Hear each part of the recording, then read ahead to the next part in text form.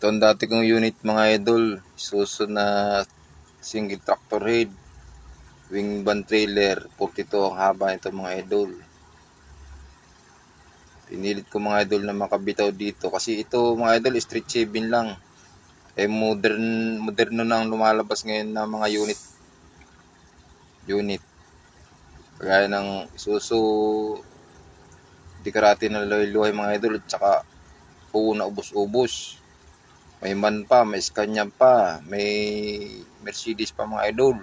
May mga Matic yan. Siyempre, may edad na tayo sa Manubila.